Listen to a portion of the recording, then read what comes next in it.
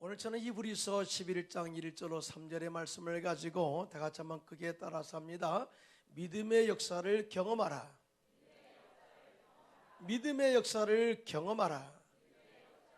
이러한 제목으로 은혜의 말씀을 나누고자 합니다. 이런 믿음이라는 것은 보이지는 않습니다. 그러나 믿음으로 우리가 행하면 놀라운 역사와 기적이 일어나게 됩니다. 모세가 믿음으로 하나님의 지팡이를 손에 들고 홍해를 향해서 기도합니다. 그럴 때 하나님께서 홍해를 둘러 가르시고 이스라엘 백성들이 홍해를 마른 땅과 같이 건너게 한 것을 보게 됩니다. 여호수아와 이스라엘 백성들이 믿음으로 침묵하면서 여리고성을 하루에 한 바퀴씩 6바퀴 6일 동안 그렇게 돌고 마지막 7째 날에는 7바퀴를 돌고 제사장들이 부는 양강나팔 소리에 함께 함성을 질렀더니 초롱성 여리고성이 와르르 무너지고 이스라엘 백성들은 그 여리고성을 차지하게 된 것을 보게 됩니다. 히브리서 11장을 믿음의 장이라고 이야기해요. 그 말은 믿음의 선조들이 어떻게 믿음으로 살았는가를 구체적으로 이야기하고 있는 내용이 구구절절히 기록되어 있습니다. 우리의 믿음의 선조들은 믿음으로 환경을 이겼고 두려움을 이겼고 믿음으로 모든 박해를 이김으로 말미암아서 하나님의 기적과 역사를 경험하게 되었다, 이렇게 증언하고 있을 뿐만 아니라 그들은 이렇게 확실한 증거를 가지고 다음 후대에 너희들도 어떠한 상황 가운데 있다 할지라도 믿음으로 승리하라 라는 메시지를 주고 있습니다. 이런 믿음의 역사가 우리의 삶 현장에서도 그대로 나타나기를 예수님의 이름으로 축원합니다. 그러면 어떤 믿음을 갖고 살아갈 때에 믿음의 역사를 경험할 수 있을까요? 첫째로 미래에 대한 하나님의 꿈이 있어야 믿음의 역사를 경험할 수 있다 말씀하고 있는데, 여러분 믿으시면 아멘 하시기 바랍니다. 오늘 히브리서 11장 1절로 3절입니다. 시작. 믿음은 바라는 것들의 실상이요 보이지 않는 것들의 증거니 선진들이 이로써 증거를 얻었느니라. 믿음으로 모든 세계가 하나님의 말씀으로 지어진 줄을 우리가 아나니 보이는 것은 나타난 것으로 말미암아 된 것이 아니니라. 아멘이. 다시 말해서 믿음이라는 것은 보이지 않는 것을 믿는 것이다. 실제 없는 것을 바라보고 믿는 것이 믿음이다. 그리고 하나님께서 없는 세계를 생각하시고 계획하시고 꿈을 가지시고 말씀으로 창조하셔서 이 세상이 있게 하셨다라고 말씀하고 있는데, 현재는 없지만 장차 있을 것을 믿고 꿈을 꾸고 나가는 것이 바로 믿음이다 라고 말씀을 하고 있어요. 여러분, 아브라함을 믿음의 조상이라고 말합니다. 왜 그래요? 아브라함 믿음으로 살았고 믿음으로 언제나 승리를 이루었고 믿음의 승리자의 모델이 되었기 때문에 믿음의 조상으로 세운 것이죠. 그런데 하나님께서 그냥 아브라함을 쓰셨을까요? 하나님께서 믿음으로 언제나 승리를 이루는 데 있어서 가장 큰 시발점이 바로 하나님의 꿈을, 하나님의 비전을 마음속에 품고 출발한 것임을 보게 됩니다. 창세기 12장 1절로 2절입니다. 시작. 야훼께서 아브라함에게 이르시되 너는 너의 고향과 친척과 아버지의 집을 떠나 내게 보여줄 땅으로 가라. 내가 너로 큰 민족을 이루고 내게 복을 주어 내 이름을 창대하게 하리니 너는 복이 될지라. 아멘입니다. 갈대아 우리에서 우상 파는 장사의 아들로 태어나서 미래가 없는 아브라함에게 하나님께서 너에게 큰 꿈을 준다, 큰 비전을 준다 말씀하시면서 내가 너를 복되게 하리라, 모든 민족이 뛰어나게 하리라, 모든 민족이 너로 말미암아 복을 받게 될 것이다. 이 말을 들었을 때 아브라함이 과연 믿음이 있었을까? 아니, 예스 하고 이렇게 받아들일 만한 그런 생각을 가지고 있었을까? 당시에 아브라함 나이 75세, 그의 아내 사라의 나이가 65세, 이미 사라는 아이를 낳을 수 없는 생물학적으로 모든 것이 끝난 사람이었습니다.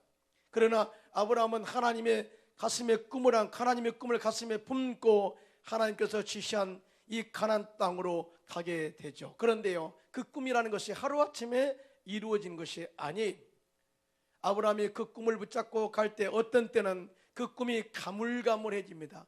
환경적 어려움이 다가올 때는 이 꿈이 없어지는 것처럼 느낍니다. 아니, 실적으로 아이를 낳을 수 없다는 가능성이 희박해질 때 이제는 하나님조차도 신뢰할 수 없는 그런 마음이 생깁니다. 그래서 최종적으로 아브라함이 하나님께 이런 질문을 합니다. 창세기 15장 2절입니다. 시작. 아브라함이 이르되 주야여 무엇을 내게 주시려 하나이까? 나는 자식이 없사오니 나의 상속자는 이 다메섹 사람 엘리에셀이다 라고 이렇게 확정 있게 물어봐요.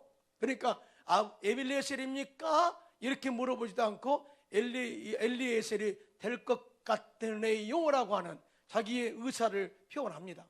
이 말은 뭐냐면은 하나님, 나는 이제 자식을 낳을 수도 없고 또 24년 동안 25년 만에 이삭을 주었는데 23년 4년 이렇게 기다려도 자식이 없으니 내가 신뢰하는, 내가 아들처럼 생각하는 이 종 엘리에셀을 내가 자식으로 삼겠습니다 라고 하는 그런 표현을 하고 있는 거예요. 이 아브라함이 엘리에셀을 얼마나 신뢰했냐면 그의 아들 이삭 아내 리브가를 데려올 때 엘리에셀을 대신해서, 아브라함을 대신해서 보낼 정도로 신뢰했던 자식 같은 사람이었습니다. 그래서 하나님께 은근슬쩍 떠봅니다. 하나님, 엘리에셀이 맞죠? 나는 자식 안 낳는 거 맞죠? 라고 하는 그런 표현이죠. 그때 하나님께서 아브라함을 밖으로 불러내어 별을 세게 하시는데요, 창세기 15장 4절 5절입니다. 시작. 야훼의 말씀이 그에게 임하여 이르시되 그 사람이 내 상속자가 아니라 내 몸에서 날 자가 내 상속자가 되리라 하시고 그를 이끌고 밖으로 나가 이르시되 하늘을 무르러 무뼈를 셀 수 있나 보라. 또 그에게 이르시되 내 자손이 이와 같으리라. 아멘입니다. 무슨 말입니까? 처음 너에게 주었던 꿈을 잊지 말라. 내가 너를 창대하게 하겠다고 하는 그 말을 잊지 말라. 그리고 내 시에서 내 상속자가 나온다고 한 것을 절대 잊지 말라. 믿음이 무너질 때마다, 믿음이 희박해질 때마다, 하나님의 신뢰가 끊길 때마다 하나님께서 아브라함을 불러내어서 확인시켜 준 게 뭐냐? 그 꿈 그 마음에 있지? 라고 하는 그 하나의 꿈을 붙잡아라는 메시지였어요. 이 꿈이 없으면 사람이 망해요. 꿈이 없으면 미래가 보이지 않아요. 그래서 잠언서 29장 18절에 말씀합니다. 시작. 묵시가 없으면 백성이 방자히 행하거니와 율법을 지키는 자는 복이 있느니라. 아멘. 이 말씀을 킹제임스 영어 버전에 이렇게 말씀합니다. 꿈이 없는 백성은 망한다라고 말씀하고 있어요. 여러분, 꿈을 꿔야 됩니다. 아멘입니까? 하나님께서 우리에게 주은 꿈을 가슴속에 품고 믿음으로 나가면 때가 참에 하나님께서 그 꿈을 이루신다는 사실을 절대로 믿게 되시기를 예수님의 이름으로 축원합니다. 이삭의 아들 야곱, 그 다음에 에서가 있죠. 에서는 장자고 이삭은 둘째, 차남입니다. 그런데 야곱이 그의 아버지 이삭을 속입니다. 그리고 형 에서를 속이고 장자의 복을 가로채게 돼요. 그러면서 이것이 두려워서, 죽음이 두려워서 어머니의 도움받아서 외갓집으로 피신을 하게 돼요. 외갓집에 외삼촌 집으로 도망가서 그곳에서 오랫동안 일하면서 4명의 아내와 11명의 아들과 1명의 딸을 얻게 됩니다. 야곱이 그렇게 열심히 일을 하여도 자신이 가지고 있는 재산이 없어요. 그리고 정말 너무나 허무한 거예요. 그래서 하루는 기도하는 가운데 하나님의 말씀하십니다. 이제 내가 너를 들어 다시 너 태어난 곳으로 돌려가기를 원한다. 그리고 하나님께서 그에게 복 주시기를 말씀하세요. 그럴 때 이 야곱이 그 마음속에 꿈이 생깁니다. 그래, 내가 돌아가야지. 허망한 마음으로 돌아간 것이 아니라 하나님께서 나에게 약속하신 그 꿈을 가지고, 아니 그 열매를 가지고 돌아가야지. 하나님께서 또한 베델에서 만난 하나님께서 복 주시게 하시겠다는 그 말씀을 이룰 것을 믿고 내가 그 말씀을 붙잡고 돌아가야지 하고 이렇게 생각하고 있는데 하나님의 지혜가 떠오릅니다. 외삼촌 라반과 만나서 단판을 지어라 하는 메시지죠. 그래서 외삼촌 라반과 대화합니다. 삼촌, 외삼촌도 아시다시피 내가 올 때에 외삼촌도 그렇게 거부는 아니었습니다. 그럭저럭 사는 인물이었죠. 그런데 내가 정말 열심히 두 딸들, 외삼촌의 딸들을 내 아내로 맞이하기 위해서 얼마나 많이 일을 한 줄 아시죠? 무려 14년, 7년, 14년, 그리고 그 위에 덤으로 일해준까지 20년이 넘도록 내가 일을 이렇게 많이 해서 외삼촌이 부자가 되었습니다. 아시죠? 그러니까 안다. 외삼촌 라반도 굉장히 미안한 거예요. 그래서 그래, 내가 그러면 지금까지는 공짜로 일했지만 지금부터 싹을 정해라. 그럼 내가 싹을 주겠다. 이런 제안을 합니다. 그때 야곱이 그 싹에 대해서 거절합니다. 삼촌, 내가 싹 대신에 내가 좋은 제안을 하나 하겠습니다. 지금부터 내가 외삼촌의 양들을 치는데 흰 양만 내가 골라서 치겠습니다. 그런데 그 가운데서 검은 양이 나오고 얼룩얼룩한 점바위가 나오게 된다면 그 양들을 내 것으로 인정해 주세요. 아주 간단한 제안을 하게 됩니다. 여러분 생각해 보세요. 생물학적으로 유전학적으로 흰 양에서 검은 양이 나올 수 있나요? 안 나오죠. 절대 안 나온다고 생각한 이 라반이 야곱을 굉장히 미련하다 생각하고 계약을 체결합니다. 야곱이 정말 오랫동안 고생을 많이 했는데 정신이 조금 오락가락한가 봐. 아마 그렇게 생각할 수도 있습니다. 그래서 야곱은 약속을 지키기 위해서 라반의 양떼 가운데서 아롱진 것, 검은 것, 점이 있는 것을 골라서 살 길을 걸어 떨어져 격리시키게 하고 라반의 아들이 그것들을 지키게 하고 야곱은 흰 양떼만 모아서 그들을 지키고 또 이렇게 먹이게 됩니다. 그런데요, 야곱이 그 자신의 있는 꿈을 양들에게 전달되도록 한 믿음의 행동이 있습니다. 한번 보겠습니다. 창세기 30장 37절로 39절입니다. 시작. 야곱이 버드나무와 살그나무와 신평나무의 푸른 가지를 가져다가 그것들의 껍질을 벗겨 흰 무늬를 내고 그 껍질 벗긴 가지를 양떼가 와서 먹는 개천의 물구이에 세워 양떼에 행하게 하매 그때가 물을 먹으러 올 때에 새끼를 베니 가지 앞에서 새끼를 뱀으로 얼룩얼룩한 것과 점이 있고 아롱진 것을 낳은지라. 아멘. 기적이 일어난 거예요. 야곱은 그 마음속에 꿈을 꿉니다. 흰 양에서 검은 것이 나오게 될지어다 하는 그런 마음의 꿈을 가지고 그림을 그린 거예요. 그림을 그린 것을 실천에 옮기는데 버드나무, 신풍나무 또 이 살구나무 가지를 껍질을 벗겨가지고 얼룩달룩하게 만들어서 양들이 물을 마시러 올 때 그 앞에 딱 둔 거예요. 그런데 놀라운 역사는 이 꿈이 그대로 전이가 된 거예요. 양들이 그 물을 마실 때 앞에 얼룩얼룩한 것을 보게 함으로 말미암아서 새끼를 뱉는데 얼룩얼룩한 검은 것을 베게 되고 낳을 때도 그런 새끼를 낳게 되었더라. 할렐루야. 하나님 역사한 줄로 믿습니다. 이 일로 인해서 야곱은 거부가 되었고 믿음의 조상의 반열에 오르게 된 것입니다. 이와 같이 마음에 하나님의 영롱한 꿈을 꾸고 바라보고 기도하고 행동으로 옮기면 역사는 하나님께서 행하신다는 사실을 믿으신 분만 손들고 아멘 하시기 바랍니다. 성공 연구가 노만 빈센트 필 박사님은 인간이란 자기가 오랫동안 상상해 왔던 그대로의 인간이 되기 쉽다. 자신에게 얼마만큼의 능력이 있다고 생각한다면 그만한 능력을 가진 사람이 될 수 있다. 자신이 상상한 대로 자기가 된다라고 이야기했어요. 여러분, 믿음도 마찬가지. 믿음도 우리가 예수 그리스도 십자가 안에서 이루어진 것을 여러분들이 그림으로 그려야 돼요. 여러분, 예수님이 왜 십자가에 달려 죽으셨어요? 우리의 모든 죄를 사하시려고. 아멘입니까? 우리의 원죄, 자범죄, 과거의 죄, 현재의 죄, 미래의 죄까지도 이미 주께서 다 씻으셨어요. 우리가 믿음으로 회개하고 주님을 고백하면 우리의 모든 죄를 다 사해 주셔요. 할렐루야. 뿐만 아니라 하나님께서 예수 그리스도의 십자가 인내를 통해서 저주를 끊으셨어요. 가정 흐르는 저주를 끊어버렸어요. 아멘이 그래갖고 저주가 끊어집니까? 다시 한번 예수님께서 가정 흐르는 저주를 끊어버렸습니다. 그리고 아브라함의 복을 주시기로 작정하셨어요. 이것을 우리가 꿈으로 받아들여야 돼요. 그리고 예수님께서 십자가에서 채찍에 맞음으로 너희가 나음을 입었다, 치유하였다 라고 말씀하고 있는데 이것을 믿음으로 또 치유를 받아들여야 돼요.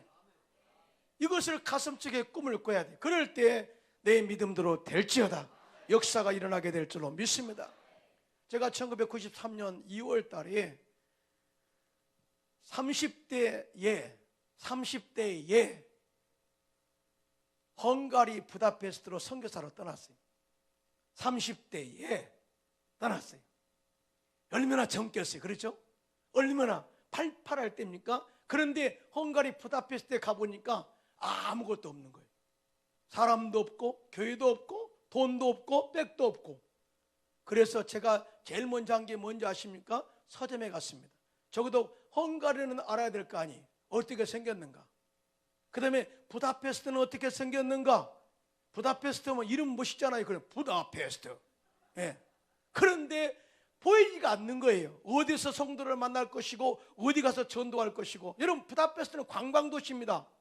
그러니까 어디서 전도를, 어디 가서 헝가리 사람 만날까? 굉장히 아주 이 미래가 보이지 않았어요. 그리고 그래서 저는 지도를 사가지고 부다페스트 지도, 헝가리 지도를 사가지고 벽에다 딱 붙였어요. 그리고 하나님, 부다페스트의 영혼을 주님의 품으로 인도하기 원합니다. 헝가리 오늘이 구름대처럼 벌떼처럼 주께로 나올 것을 믿습니다. 상상하면서 기도하고, 교회도 도착하자마자 아직 언어도 안 됐는데 3개월 만에 교회 강당 빌려가지고 예배 또 드리고 교회도 세워가지고 그냥 무작정 시작했어요.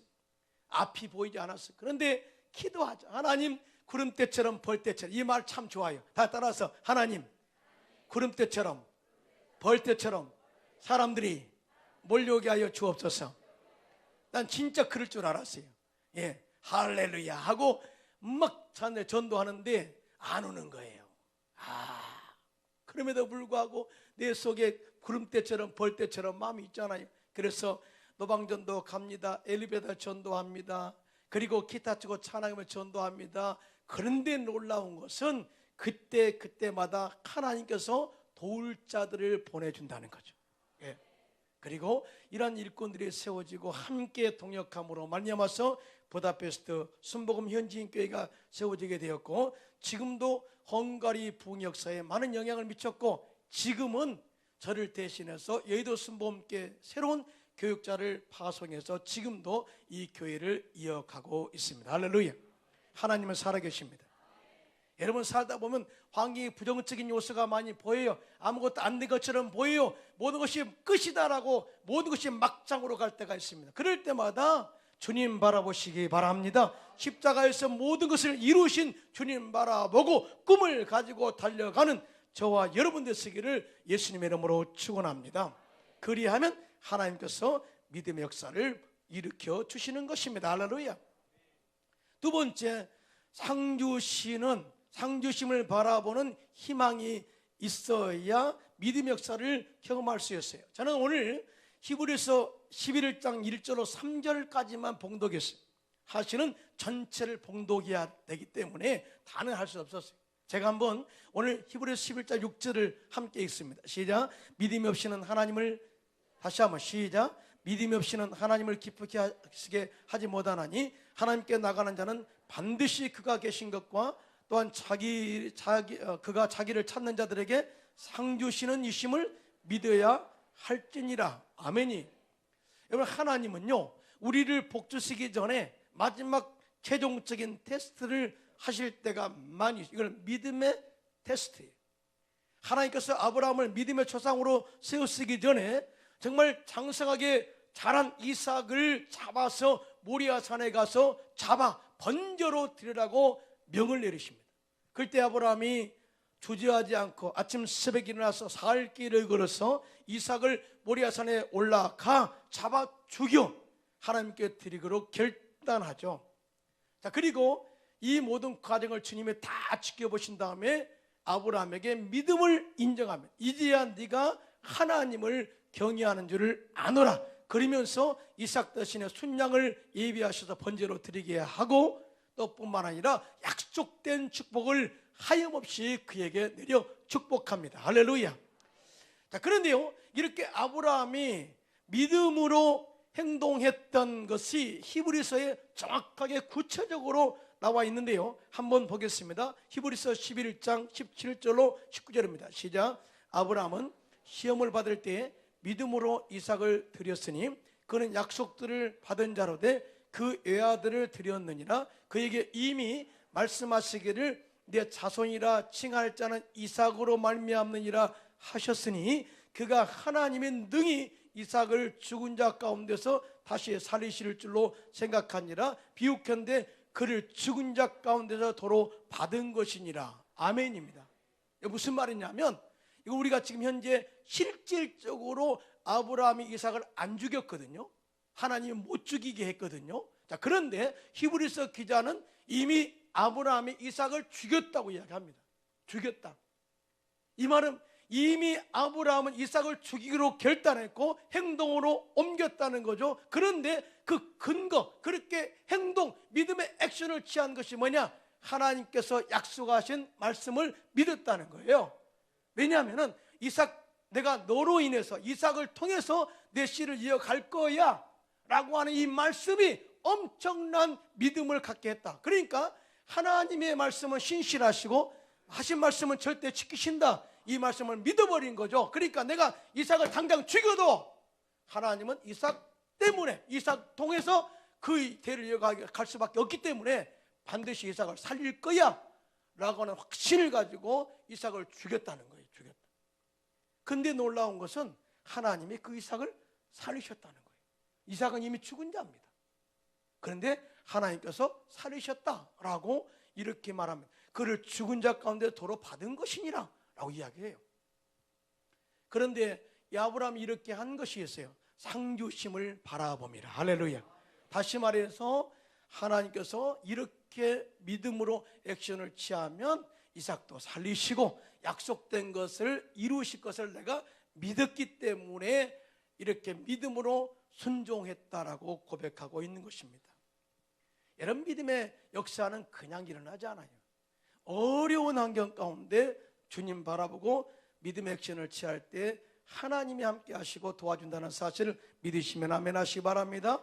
여러분, 사도 바울의 선교 사기를 보면 그렇게 녹록지 않았어요. 고린도 교회 편지에 그 내용에 대해서 구체적으로 자신의 어려움들을 이야기합니다.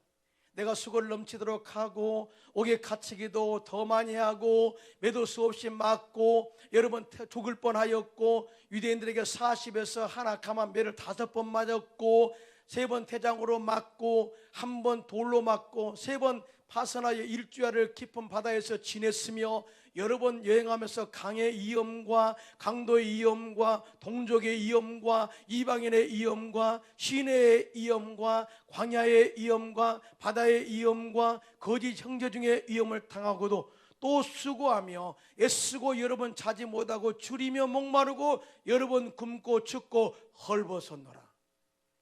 여러분, 사도 바울의 여정을 보면 녹록지가 않아서 너무나 고생을 많이 했어요. 그럼에도 불구하고 중단 없는 선교를 이루어서 믿음의 승리를 이루었어요. 그런데 이 모든 과정에 그를 힘있게 이끌었던 능력이 뭐냐? 상주심을 바라봄이라고 이야기합니다. 여러분, 크게 아멘 합시다. 크게 아멘 합시다. 크게 아멘 합시다. 디모데후서 4장 7절로 8절입니다. 시작. 나는 선한 싸움을 싸우고 나의 달려갈 길을 마치고 믿음을 지켰으니 이제 후는 나를 위하여 의의 멸류관이 예비되었으므로 주곧 의로우신 재판장에 그날에 내게 주실 것이며 내게만 아니라 주의 나타나심을 사모하는 모든 자에게 도니라. 아멘입니다. 사도 바울은 나는 분명히 믿어, 나를 위해서 의의 멸류관이 예배되어 있고 생명의 멸류관이 예배되어 있고 하나님께 상급이 나를 기다리고 있어. 그런데 이러한 믿음의 역사는 나뿐만 아니라 믿음으로 행하고 승리한 모든 자에게 그러한 상급이 있을 것을 기대하라 하는 메시지를 주고 있습니다. 할렐루야. 선교사들에게는요, 일반 평신도들이, 평범한 성도들이 느낄 수 없는 하나님과의 관계의 감정이 따로 있어요. 감정이 따로 있어요. 선교사들은 목숨 걸고 간 거잖아요. 물론 다 어떤 때는 목숨 걸고 신앙생활을 합니다만 선교사들은 특별한 은혜가 있고 은사가 있고 특별한 부르심 속에 소명 가운데 순종해서 간 거기 때문에 나름대로 하나님과의 관계가 묘한 감동이 있어요. 묘한 감동이 있어요. 저도 선교사 11년 하면서 은혜를 많이 받았는데요, 제가 선교사로 사역할 때 여의도 순복음교회 부름을 받고 다 5월달에 돌아와서 선교대회를 개최하게 되었어요. 그때 이제 한 날을 정해가지고 선교사 찬양예배, 일반 성도와 함께 찬양예배를 드리게 되었습니다. 당시에 방익수 목사님이 특별히 강사로 오셨고 노문환 목사님이 강사로 오셔서 말씀도 증가하시고 찬양 예배를 인도하는데 그 은혜가 남달랐어요. 마지막 찬양을 하게 되는데 메들리로 찬양했습니다. 그런데 마지막 찬양이 어떤 찬양이면 주 예수의 가님이 가까운 이 찬양, 나 밟을 때 나의 막 장례 찬양이 아니고요, 천국에 대한 찬양을 계속해서 부르는 거예요. 끊임없이 약 30분 동안 이 찬양을 부르는데요, 처음에는 냉랭했어요. 그래, 나파 불 때 나의 이름. 그런데 30분 동안 찬양하는데 선교사들이 다 울었어요. 눈물바다가 된 거죠. 그 감동이라 이름 알았어요. 하나님이 그들을 만지시고 회복하시고 치유하시고 정말 그들의 마음 가운데 내가 너를 사랑해, 그 수고를 내가 알고 있어, 장차 상급이 너를 기다리고 있어 하는 그 마음의 이루가요 엄청난 파장을 일으킨 거예요. 그분들은 찬양만 인도하실 뿐이에요. 그런데 하나님이 그들의 마음을 만지셨어요. 저도 마음을 만지셨어요. 제 마음도 만지셨어요. 그때 제 마음이 어떤지 아십니까? 그래, 지금 내가 죽어도 순교자고 천국 갈 수가 있고 또 천국에서 나를 향한 상급이 있고 멸관이 있어. 내가 선교지로 다시 돌아가서 힘있게 감사하게 기쁨으로 사역할 이유가 바로 이거야 라고 하는 확신이었어요. 여러분, 정말 기뻤어요.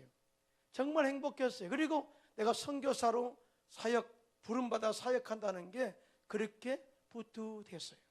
이게 바로 선교사만이 갖고 있는 하나님과의 관계의 감동이에요.